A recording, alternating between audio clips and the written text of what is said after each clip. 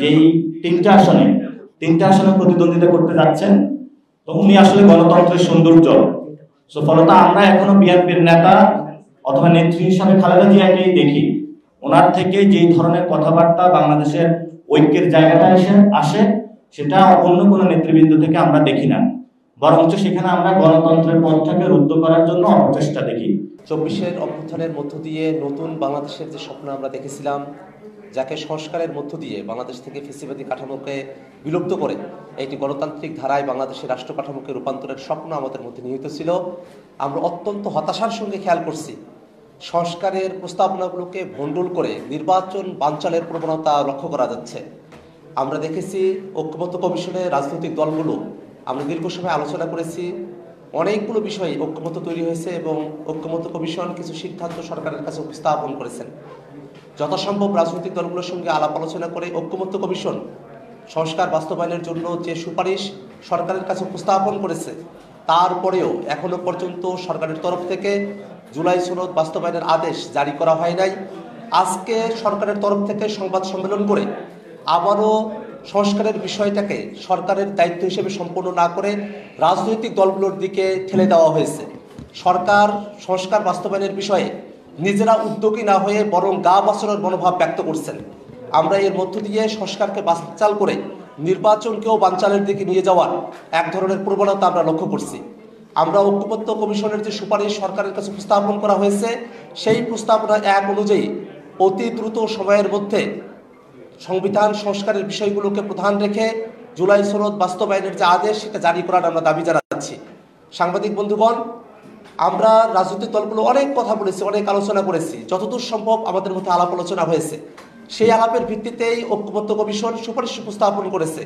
সেই সুপারিশের ভিত্তিতেই সরকার আদেশ জারি করবে, সেটাই হওয়ার কথা ছিল। কিন্তু আজকে যখন সরকারের তরফ থেকে সংবাদ সম্মেলন করে আরও এক সপ্তাহ রাজনৈতিক দলগুলোকে আলাপ আলোচনার কথা বলা হয়, তখন মনে হয় যে সরকার আসলে এই সংস্কারের বিষয়গুলোকে নিয়ে সাপ লুটো খেলছে।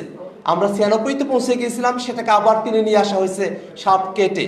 এই অবস্থায় বাংলাদেশের বর্তমান যে রাজনৈতিক পরিস্থিতি, তাতে সংকটের আরও ঘনীভূত হচ্ছে। আমরা মনে করছি এটার মধ্য দিয়ে সরকার আসলে গণঅভ্যুত্থানের মধ্য দিয়ে তাদের যে ম্যান্ডেট ছিল, সেই ম্যান্ডেটের ক্ষমতাকে তারা ইগনোর করে যাচ্ছে। সংস্কারের বিষয়টাকে বাস্তবায়নের জন্য অন্তর্বর্তীকালীন সরকারের প্রতি বাংলাদেশের সকল মানুষের আকুণ্ঠ সমর্থন ছিল, কিন্তু সরকার জনগণের আকুণ্ঠ সমর্থনকে উপেক্ষা করে সংস্কারের বিষয়ে তারা তাদের দৃঢ় ভূমিকা নিতে ব্যর্থ হচ্ছে। আমরা সরকারের কাছে আহ্বান জানাই, আর রাজনৈতিক দলগুলো যারা আছে তাদের সঙ্গে আলোচনা করে সংস্কারকে পিছিয়ে দেওয়ার কোনো চেষ্টা বাংলাদেশের জনগণ সেটাকে সহ্য করবে না। অবশ্যই অন্তর্বর্তীকালীন সরকারকে অতি দ্রুত সময়ের মধ্যে ঐক্যমত্য কমিশনের সুপারিশকৃত প্রস্তাব 1 অনুযায়ী সংবিধান সংস্কারের বিষয়গুলোকে অন্তর্ভুক্ত রেখে বাংলাদেশের মানুষের গণতান্ত্রিক আকাঙ্ক্ষাকে বাস্তবায়নের জন্যই জুলাই সনদ বাস্তবায়নের আদেশ জারি করতে হবে। আমরা একটা বিষয় খেয়াল করে দেখেছি, আমরা যখন ঐক্যমত্য কমিশনের আলাপ আলোচনাগুলো করেছিলাম, সে আলাপের সময়টাতে রাজনৈতিক দলগুলো সবাই একমত হয়েছে যে একটা আদেশ জারি করা হবে, গণভোট হবে এবং সামনের সংসদকে গাঠনিক ক্ষমতা প্রদান করার মধ্য দিয়ে তাদেরকে সংবিধান সংস্কার পরিষদ হিসেবে কার্যভার সম্পূর্ণ করার দায়িত্ব অর্পণ করা হবে। এই ঘোষণার ব্যাপারে, এই সিদ্ধান্তের ব্যাপারে বিএনপি, জামাত, এনসিপি সকল রাজনৈতিক দল আমরা একমত ছিলাম। কিন্তু যখন জুলাই সনদ বাস্তবায়নের বিষয়ে ঐক্যমত্য কমিশনের তরফ থেকে সুপারিশ উপস্থাপন করা হয়েছে, সেই সময়টাতেই বিএনপির সিনিয়র নেতৃবৃন্দ গাঠনিক ক্ষমতা দেওয়ার বিষয়ে সংবিধান সংস্কার পরিষদ গঠনের বিষয়কে তারা ঐক্যমত্য হয় নাই বলে যে মন্তব্য করেছেন, সেটা জাতির সঙ্গে প্রতারণা। বিএনপি সহ সকল রাজনৈতিক দল সামনের সংসদকে গাঠনিক ক্ষমতা প্রদান করে সেটাকে সংবিধান সংস্কার পরিষদ হিসেবে ফাংশন করার ব্যাপারে আমরা সকলেই একমত হয়েছি। যদি সামনের সংসদকে গাঠনিক ক্ষমতা প্রদান করে এটাকে সংবিধান সংস্কার পরিষদ হিসেবে কার্যকর করা না হয়, তাহলে সংবিধানের বিষয়ে যে মৌলিক পরিবর্তনের বিষয়ে, সংস্কারের বিষয়ে আমরা একমত হয়েছি, সেটাকে টেকসইভাবে বাস্তবায়ন করা সম্ভব নয়। যদি সংস্কারকে টেকসইভাবে বাস্তবায়ন করতে হয়, তাহলে অবশ্যই সামনের সংসদকে গাঠনিক ক্ষমতা প্রদান করে সংবিধান সংস্কার পরিষদের দায়িত্ব অর্পণ করতে হবে, এর অন্যথা করার কোনো সুযোগ নেই। অতএব আজকের দিনে এসে যখন বিএনপির সিনিয়র নেতৃবৃন্দ তারা সামনের সংসদকে দ্বিতীয় ক্ষমতা প্রদান করা, গাঠনিক ক্ষমতা প্রদান করা, সংবিধান সংস্কার পরিষদ হিসেবে ঘোষণা করার বিপক্ষে আবার অবস্থান নিচ্ছেন। তারা আসলে সংস্কার থেকে দূরে সরে যাচ্ছেন। বাংলাদেশের মানুষ যারা আছে তাদের সঙ্গে তারা প্রতারণা করছেন। কোনোভাবেই বাংলাদেশের মানুষ সংস্কার কোনোভাবে ভণ্ডুল হয়, নির্বাচন বানচাল হয়ে পড়ে, সেই ধরনের কোনো পদক্ষেপের সঙ্গে বাংলাদেশের মানুষ একাত্ম হবে না। আমরা বিএনপির নেতৃবৃন্দকে জানাতে চাই, আপনারা ঐক্যমত্য কমিশন এবং নিজেদের বক্তৃতা বিবৃতিতে বারংবার উল্লেখ করেছেন যে গণভোটের মধ্য দিয়ে জনগণ যে সিদ্ধান্ত গ্রহণ করবে সেই সিদ্ধান্তই চূড়ান্ত হিসেবে গৃহীত হবে। কিন্তু আজকের দিনে এসে গণভোটের সিদ্ধান্তকে সামনের সংবিধান সংস্কার পরিষদে বাধ্য করার যে সুপারিশ ঐক্যমত্য কমিশন জানিয়েছে, আপনারা তার বিপক্ষে অবস্থান নিচ্ছেন যে গণভোটের সিদ্ধান্ত চূড়ান্ত হবে না, গণভোটের সিদ্ধান্ত বাইন্ডিং হবে না, বাধ্যতামূলক হবে না। এটা স্পষ্টতই জনগণের রায়ের প্রতি শ্রদ্ধা না থাকার শামিল। আমরা স্পষ্ট করে ঘোষণা করছি, গণভোটের মধ্য দিয়ে জনগণের যে অভিপ্রায় ব্যক্ত হবে সেটাকে বাধ্যতামূলক ধরে নিয়ে সেই বাধ্যতামূলক সিদ্ধান্তের অন্যথা যাতে না হয় তার গ্যারান্টি সরকারকে জুলাই সনদ বাস্তবায়ন আদেশে অন্তর্ভুক্ত করতে হবে। কোনোভাবেই এর অন্যথা করার কোনো সুযোগ নেই। আমরা সরকারের কাছে উদাত্ত কণ্ঠে আহ্বান জানাই যে সংস্কার বাস্তবায়নের বিষয়গুলো নিয়ে আমরা আলাপ আলোচনা করেছি তাতে যেন কোনোরূপ অন্যতা না হয়, 24-এর আকাঙ্ক্ষার বাইরে যাওয়ার জন্য কোনো পরিস্থিতি তৈরি না হয়, সে ব্যাপারে আমাদের সকলকে আমাদের সতর্ক থাকতে হবে এবং সরকারকে সঠিক পদক্ষেপ গ্রহণ করতে হবে। আমরা একটা কথা আবারও আপনাদের কাছে জানিয়ে রাখি, এমনও হয় অনেকগুলো দেশে যদি কোনো একটি সংসদ বা গণপরিষদ তারা সংবিধান তৈরি করতে নির্দিষ্ট সময়ের মধ্যে ব্যর্থ হয়, সেক্ষেত্রে সেই সংসদ বা গণপরিষদকে বিলুপ্ত করে দেওয়া হয়, নতুন নেতৃত্ব আসেন, তারা সেটাকে নতুন করে তারা ফর্ম হন এবং তারা সেটাকে বাস্তবায়নের দিকে অগ্রসর করে নিয়ে যান। কিন্তু এই জায়গায় কিন্তু তেমন কঠিন পদক্ষেপের কথা বলা হয়নি, শুধুমাত্র এতটুকুই বলা হয়েছে যে গণভোট বাস্তবায়নের বিষয়ে বাধ্যবাধকতা যদি 270 দিনের মধ্যে গণভোটের সিদ্ধান্তকে বাস্তবায়ন করা না হয়, অটোমেটিক্যালি সেই সিদ্ধান্ত বাস্তবায়ন হবে। সংসদও ভেঙে দেওয়ার কোনো আলাপ এখানে করা হয় নাই।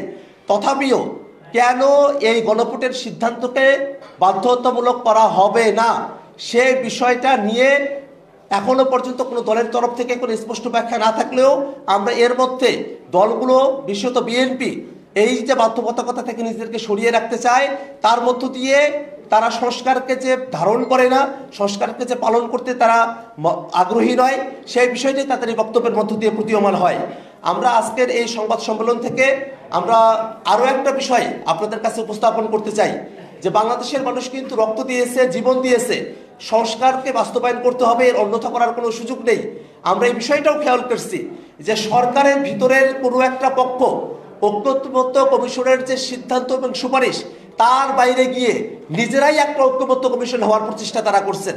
সরকারের ভিতরে থেকে যদি আবারও নিজেরাই নিজেদেরকে ঐক্যমত্য কমিশনের মতো করে ফাংশনাল করে এই সংস্কার প্রস্তাবনাগুলোকে ডিলে করার কোনো চেষ্টা করা হয়, তার মধ্য দিয়ে কিন্তু বাংলাদেশের নির্বাচন ঝুঁকিতে পড়বে। আমাদের কাছে স্পষ্টতই প্রতীয়মান হচ্ছে যে সরকারের ভিতরের কোনো একটা অংশ সংস্কারকে ভণ্ডুল করে নির্বাচনকে বানচালের তারা পায়তারা করছেন। এমনটা বাংলাদেশের মানুষ হতে দেবে না। জাতীয় নাগরিক পার্টি এনসিপি মনে করে নির্বাচন যথাসময়ে অনুষ্ঠিত হতে হবে এবং সংস্কারও বাস্তবায়ন করতে হবে। সংস্কারও বাস্তবায়ন করে নির্বাচনকে দ্রুত সময়ের মধ্যে অনুষ্ঠানের দিকে সরকার অগ্রসর হবে, এই আশাবাদ আমরা আজকের এই সংবাদ সম্মেলন থেকে ব্যক্ত করছি। সর্বশেষ আমরা সরকারের কাছে দাবি জানাতে চাই, অতি দ্রুত সময়ের মধ্যে সরকারকে নিজেই দায়িত্বশীল জায়গায় থেকে দায়িত্বপূর্ণ আচরণের মধ্য দিয়ে নিজেকেই দায়িত্ব নিয়ে সরকারকে নিজেকেই দায়িত্ব নিয়ে জুলাই সনদ বাস্তবায়ন আদেশ জারি করতে হবে। সামনের সংসদকে গাঠনিক ক্ষমতা প্রদান করার মধ্য দিয়ে সংবিধান সংস্কার পরিষদ হিসেবে ঘোষণা করে সেই সংবিধান সংস্কার পরিষদে গণভোটের মাধ্যমে অর্জিত জনগণের সার্বভৌম অভিপ্রায়কে ধারণ করে সেটাকে অটোমেটিক্যালি যেন বাস্তবায়ন করা হয়, সেই সুপারিশ যেটা ঐক্যমত্য কমিশন রেখেছে তাদের প্রথম প্রস্তাবে, সেটাকে বাস্তবায়ন করতে হবে। পেয়েছি যে তারেক জিয়া দেশে আসছেন, আমরা তাকে বাংলাদেশে স্বাগত জানাই। যদি আরো আগে আসতেন তাহলে আরো আগে ভালো হতো। এজন্য উনি আসতেছেন, আমরা তাদেরকে স্বাগত জানাই। আসুন গণতন্ত্র চর্চা করি, একসাথে বসবো, নিজেদের মধ্যে আলোচনা করে সমাধান করব। দ্বিতীয় বিষয় হলো গণতন্ত্রের আপসীন নেত্রী, যিনি গণতন্ত্রের জন্য লড়াই করতে বাংলাদেশের দীর্ঘদিন ধরে কারাবন্দী ছিলেন, খালেদা জিয়া। উনি 2টা আসনে প্রতিদ্বন্দ্বিতা করতে যাচ্ছেন। আমরা ওনাকেও স্বাগত জানাই যে এই 3টা আসনে 3টে আসনে প্রতিদ্বন্দ্বিতা করতে যাচ্ছেন। তো উনি আসলে গণতন্ত্রের সৌন্দর্য। সো ফলত আমরা এখনো বিএনপির নেতা অথবা নেত্রী হিসাবে খালেদা জিয়াকেই দেখি। ওনার থেকে যেই ধরনের কথাবার্তা বাংলাদেশের ঐক্যের জায়গাটা আসে সেটা অন্য কোনো নেতৃবৃন্দ থেকে আমরা দেখি না, বরঞ্চ সেখানে আমরা গণতন্ত্রের পথটাকে রুদ্ধ করার জন্য অপচেষ্টা দেখি। সেই জায়গা থেকে উনি প্রার্থী হয়েছেন, আমাদের দল থেকে ওনাকে আমরা শুভেচ্ছা জানাচ্ছি। ওনার মাধ্যমে গণতন্ত্র আরো সুসংহত হবে, জুলাই অভ্যুত্থানের যে স্পিরিটটা রয়েছে সেটাই সুসংহত হবে এবং উনি জুলাই অভ্যুত্থানের এই গণ অভ্যুত্থানের মধ্য দিয়ে মুক্তি পেয়েছেন। জুলাই গণ অভ্যুত্থান না হলে উনি ইলেকশনটা করতে পারতেন না। যেহেতু জুলাই গণ অভ্যুত্থানের ফসল হিসেবে উনি ইলেকশন করতে পারছেন, সেটাও উনি এই জুলাই গণ অভ্যুত্থানের যে সংস্কার সেটাকেও ওনার অভিবাদন জানানো উচিত। আমরা ওনাকে স্বাগত জানাচ্ছি। কিন্তু একটা দুঃখজনক বিষয়, আমরা এই গণ অভ্যুত্থানে বাংলাদেশের হলো 50% যে তরুণ সমাজ, আমরা মনে করেছিলাম ভালো ভালো কিছু প্রার্থী পাবো। এটা আমাদের হতাশ করেছে তাদের প্রার্থী তালিকা। অধিকাংশ জায়গায় এসেছে গডফাদার যারা রয়েছে তারা। এজন্য ছাত্রদল, যুব দলের যারা তরুণ নেতৃত্ব নতুন রাজনীতি করতে চেয়েছেন সেখান থেকে খারিজ হয়েছেন। আমরা আমাদের নমিনেশন যে সাবমিশন সেখানে আপনাদেরকে আমরা স্বাগত জানাই। আসুন আমরা তারুণ্যভিত্তিক রাজনীতি করতে চাই বাংলাদেশে। আর ভাই একটি কোশ্চেন করেছেন যে আমার বিরুদ্ধে নাকি মামলা হয়েছে। তা আমি শুধু একটি কথাই বলবো, বাংলাদেশে গত 1 বছর চাঁদাবাজি, সন্ত্রাসী, মাস্তানি এগুলো আসলে কোনো ব্যক্তি করে না, এগুলো ভূতে করেছে এবং ওই দলটাকেও এখন ভূতে পেয়েছে। তো বাংলাদেশে আসলে কোনো, এটার নাম হলো ন্যাশনালিস্ট ভূত। এই ন্যাশনালিস্ট ভূতের অধীনে বাংলাদেশে চাঁদাবাজি হয়েছে, সন্ত্রাস হয়েছে এবং এই পর্যায়ে এসে যখন আমরা চাঁদাবাজদের, সন্ত্রাসের বিরুদ্ধে কথা বলি সেগুলো